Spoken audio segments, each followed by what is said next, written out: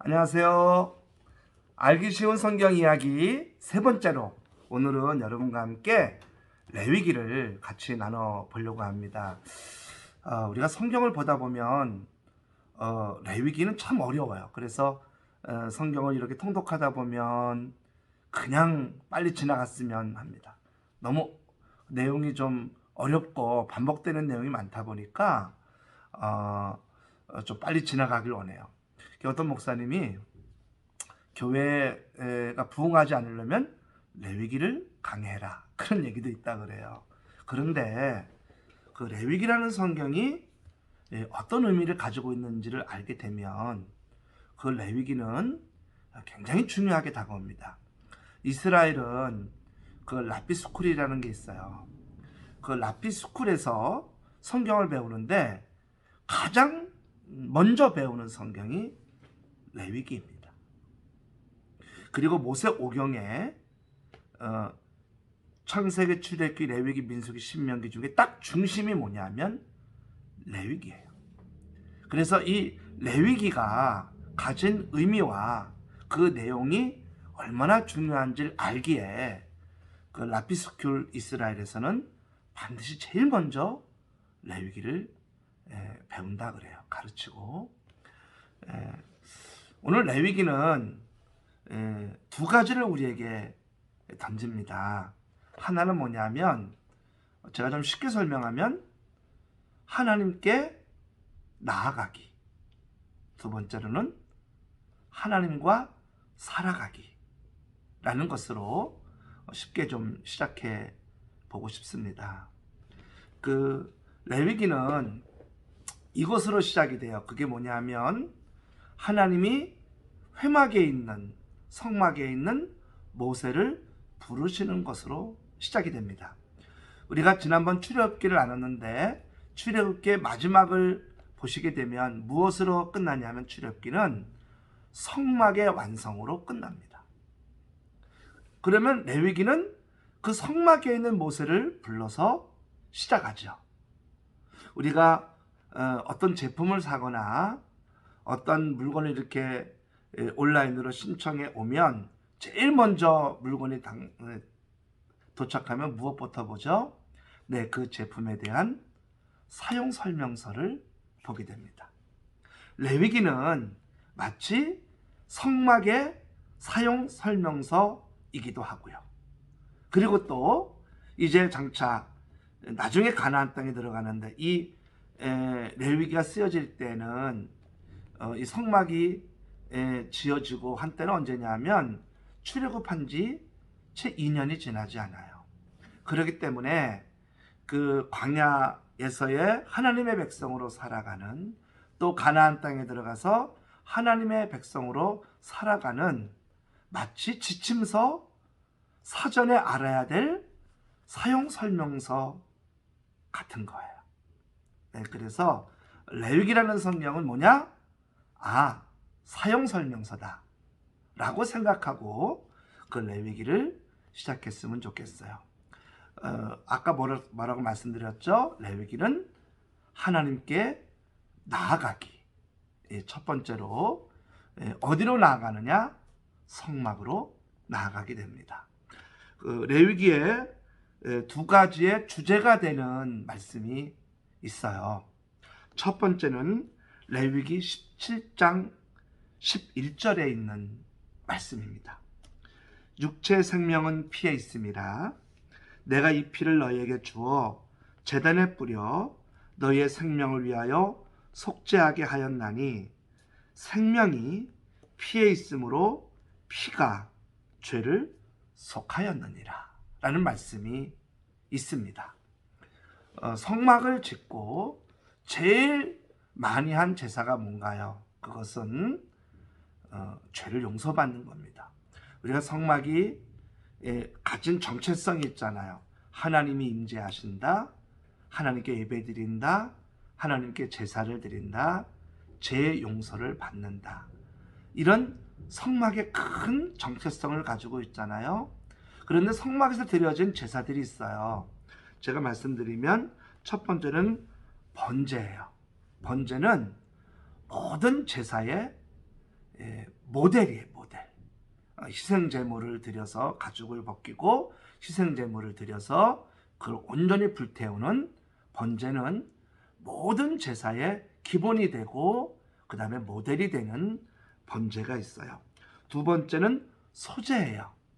이 소제는 유일하게 피가 들어가지 않는 제사인데 우리가 소득을 해서 열매를 얻으면 그 곡물을 하나님께 감사하면서 드리는 제사가 소제예요. 세 번째로 화목제가 있어요.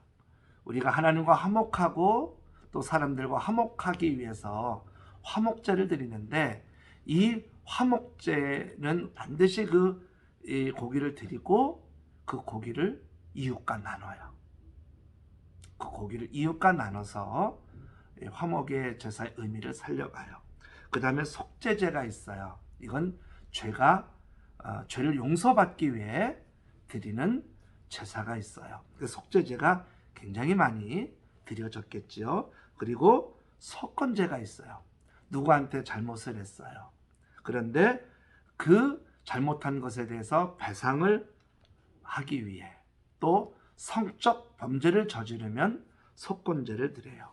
또 나병 환자가 정결례를 치르는 의식을 행할 때도 속건제를 드려요. 또 이방 여인과 결혼한 유태인들이 드리는 제사는 이 속건제예요. 그래서 이러한 제사들 드리는데 이 제사에 소제를 뺀 모든 제사는 반드시 뭐가 있어야 돼요? 피가 있어야 돼요. 여러분, 그 피는 뭡니까? 생명이에요. 그 피를 흘리기 위해서는 누군가가 죽어야 돼요. 생명이에요. 우리 죄가 용서받기 위해 생명이 덮는 거예요. 그래서 우리가 이 구약 성경을 통해서 우리가 알게 되는 게 있어요. 우리가 신약 시대를 살다 보니 놓치는 부분이 뭐냐 하면 죄가 용서받는 것에 대해서 그것이 얼마나 큰 가치가 있는지를 모른다는 거예요. 이 죄가 하나가 용서를 받고 우리가 용서받음의 삶을 살아간다는 것의 가치가 얼마나 큰지를 몰라요. 근데 그걸 누가 알려주느냐? 구약이 알려줘요. 여기에 이 제사를 드릴 때 정결한 그러한 그 가축 짐승을 죽여서 그 피로 우리의 죄를 덮는 거예요.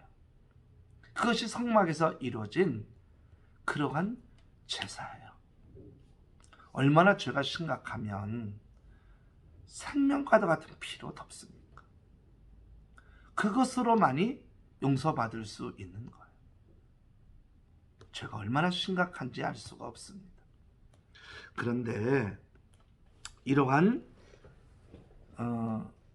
피 흘림, 이러한 제사로 안 되는 거예요. 사람들이. 또 이러한 피를 흘려도 용서받지 못하는 죄가 있어요. 레위기 24장 15절부터 보면 하나님을 저주한 죄, 하나님을 모독한 죄, 사람을 죽인 자는 용서받지 못해요. 이게 심각하게 거기에 나와 있어요. 그러니까 동물의 피로 흘리는 것이 그 당시로는 성막에서는 어쨌든 이것이 최선이라고 여기고 그 당시 피 흘림으로 제사를 드렸지만 완벽하지 않아요. 그래서 예수 그리스도가 이 땅에 오신 거예요. 당신의 피로 우리를 살리기 위해서. 히브리서 10장은 지금 제가 드린 이 말씀을 그대로 담고 있어요. 히브리서 10장 4절부터 보면 말씀이 나오는데요. 제가 좀 준비해서 읽어드릴게요. 이는 황소와 염소의 피가 능히 죄를 없이 하지 못함이라. 그러므로 주께서 세상에 임하실 때 이르시되 하나님이 제사와 예물을 원하지 아니하시고 오직 나를 위하여 한 몸을 예비하셨도다. 번제와 속죄제는 기뻐하지 아니하시나니 위에 말씀하시기를 주께서는 제사와 예물과 번제와 속죄제는 원하지도 아니하고 기뻐하지도 아니하신다 하셨고, 그 후에 말씀하시기를 보시옵소서 내가 하나님의 뜻을 행하러 왔나이다 하셨으니 그 첫째 것을 폐하심은 둘째 것을 세우려 하시며 이 뜻을 따라 예수 그리스도의 몸을 단번에 들이심으로 말미암아 우리가 거룩함을 얻었노라. 19절 20절입니다. 히브리서 10장.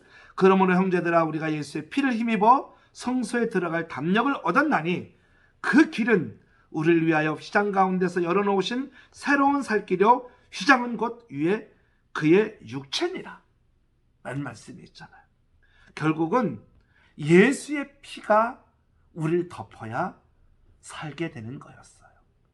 우리가 성막은 이 레위기는 그 성막을 어떻게 사용할 것인가. 성막은 뭔가요? 제사예요. 예배드림입니다. 근데 그 제사 예배드림의 가장 선결 조건은 뭐냐면 피 흘림이었어요. 그것이 하나님께 나아가는 유일한 방법이에요. 지금은 어떻게 나아갑니까? 우리가 예수의 피를 힘입어 성소에 들어갈 담력을 얻었나니 우리가 하나님 앞에 나아가는 가장 유일한 방법을 우리는 얻게 됐죠. 예수 그리스도입니다. 레위기서를 통해 알게 된 거예요. 예수님의 얼마나 소중하고 예수님의 피 흘림이 얼마나 소중한지를 알게 된 것. 휘장이 예수님 십자가 죽으실 때 찢어짐으로 우리가 어떻게 된 거예요? 그분의 피 흘림으로 지금 살아가고 있는 거예요. 그 은혜를 잊으면 안 되고 그 은혜를 망각하면 안 되고 죄 용서받는다는 것이 얼마나 큰 가치가 있고 큰 일인지를 우리에게 알려주는 게 레위기예요. 다음으로 레위기는 또 하나 주제와 같은 말씀을 하나 우리에게 주십니다. 그것이 바로 레위기 11장 44절에서 45절이에요. 제가 읽어드릴게요. 나는 여호와 너희 하나님이라 내가 거룩하니 너희도 몸을 구별하여 거룩하게 하고 땅에 기는 길짐승으로 말미암아 스스로 더럽히지 말라. 나는 너희의 하나님이 되려고 너희를 애굽 땅에서 인도하여 낸 여호와라. 내가 거룩하니 너희도 거룩할지어다.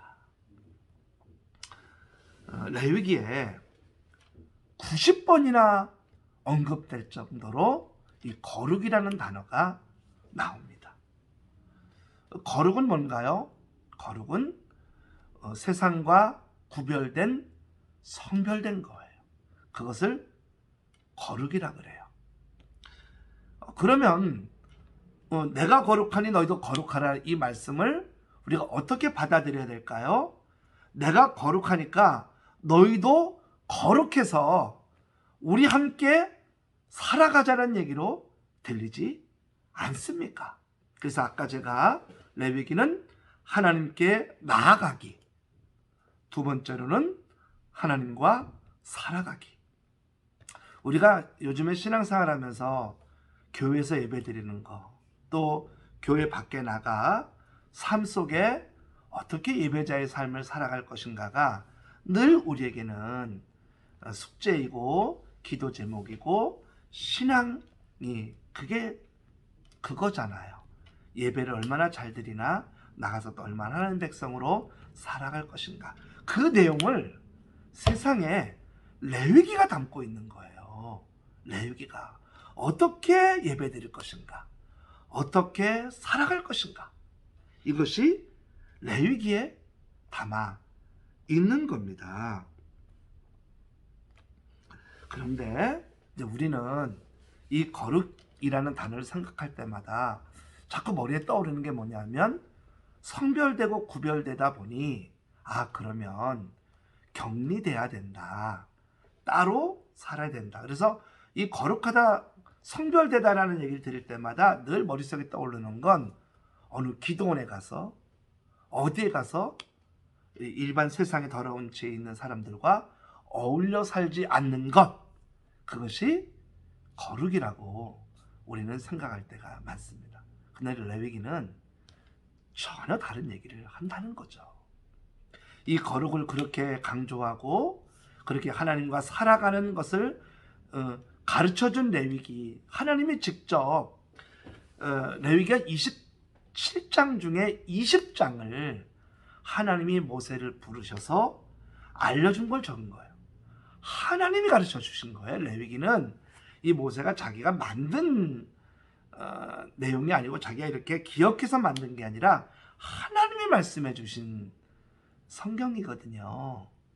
그런데 이 내용 안에 거룩을 말씀해서 하나님이 야 너희 따로 격리해, 너희 구별돼서 따로 살아, 세상에 이렇게 물들지 마, 어울리지 마 라고 말씀하지 않고 레위기 17장부터 27장까지 쭉 뒤에 나온 내용은 뭐냐 하면 세상의 거룩이, 성별이 이런 내용이 담겨 있는 거죠. 여러분 제가 잠깐 말씀을 좀 읽어 드리도록 그렇게 하겠습니다. 레위기 19장부터 제가 좀 읽어 드릴게요.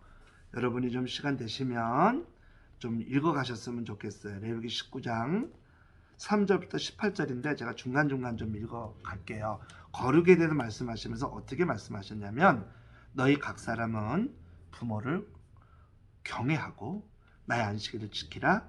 나는 너희 하나님 여호와니라. 9절 너희가 너희의 땅에서 곡식을 거둘 때에 너는 밭 모퉁이까지 다 거두지 말고 내 떨어진 이삭도 줍지 말며. 거룩하고 성별된 건 뭐예요? 소득한 걸 다 갖지 말고 좀 남겨놔라. 어려운 사람이 가져가도록, 어려운 사람이 주워가도록. 10절에 내 포도원의 열매를 다 따지 말며 내 포도원에 떨어진 열매도 줍지 말고 가난한 사람과 거류민을 위하여 내버려두라. 나는 너희 하나님 여호와니라. 11절 너희는 도둑질하지 말며 속이지 말며 서로 거짓말하지 말며. 13절 너는 내 이웃을 억압하지 말며 착취하지 말며 품꾼의 삭슬 아침까지 밤새도록 내게 두지 말며. 요즘으로 말하면 임금 체불하지 말라는 얘기죠. 너는 기먹은 자를 저주하지 말며 맹인 앞에 장애물을 놓지 말고 내 하나님을 경외하라. 나는 여호와니라. 어려운 사람을 사랑하라. 아껴줘라. 이 말씀입니다. 15절 너는 재판할 때 불의를 행하지 말며 가난한 자의 편을 들지 말며 세력 있는 자라고 두둔하지 말고 공의로 사람을 재판, 공의를 지켜라. 16절 너는 내 백성 중에 돌아다니며 사람을 비방하지 말며 내 이웃의 피를 흘려 이익을 도모하지 말라. 나는 여호와니라. 17절 너는 내 형제를 마음으로 미워하지 말며 내 이웃을 반드시 견책하라. 그러면 내가 그에 대해 죄를 담당하지 아니하리라. 18절 원수를 갚지 말며 동포를 원망하지 말며 내 이웃 사랑하기를 내 자신과 같이 사랑하라. 나는 여호와니라. 이런 말씀이 세상에 거룩과 성별에 대한 말씀을 하시는 내용 중에 하나님이 직접 모세에게 거룩하다는 것은, 성별되다는 것은 이라고 말씀합니다. 요즘 말로 말하면 임금 체물하지 말라, 뇌물 받지 말라, 원산지 속이지 말라, 세금 속이지 말라, 이런 것이죠. 이게 거룩이라는 겁니다. 이게 성별이라는 거예요.